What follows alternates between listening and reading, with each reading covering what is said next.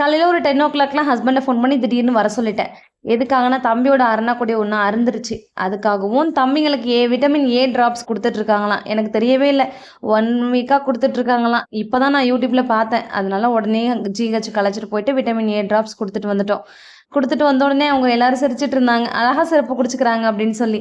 அப்படியே தம்பியோட அரணாக்குடியை பற்ற வைக்க கொடுத்துட்டு நாங்கள் அப்படியே பேக்கரி வந்துட்டோம். பேக்கரி வந்துட்டு நாங்கள் டீ குடிச்சிட்டு தம்பிங்களுக்கு ஸ்நாக்ஸ் வாங்கி கொடுத்துட்டு இந்த டாய்ஸ் எப்படி தான் பார்க்குறாங்கன்னு தெரில. டிஃப்ரெண்ட்டாக எப்படி தான் கொண்டு வராங்கன்னு தெரில. அதை பார்த்த உடனே இது வேணும்னு கேட்டாங்க. அப்படியே அவங்களுக்கு வாங்கி கொடுத்துட்டு வீட்டுக்கு வந்ததும் லஞ்ச் செய்ய ஸ்டார்ட் பண்ணிட்டேன். லஞ்சுக்கு உருண்டை குழம்பு தான் ரெடி பண்ணலான்னு சொல்லி பருப்பெல்லாம் காலையிலேயே ஊற வச்சுருந்தேன். அதை அப்படியே அரைச்சி உருண்டை குழம்புக்கு ரெடி பண்ணிட்டு இருந்தேன். தம்பிங்க வந்து வடை ஸ்மெல் வருதுமா, எங்களுக்கு வடை வேணும்னு சொன்னதுனால அந்த உருண்டை குழம்புக்கு ரெடி பண்ணதுலேயே கொஞ்சமாக அப்படியே வடை மாதிரி தட்டி எடுத்து தம்பிங்களுக்கு கொடுத்தேன்.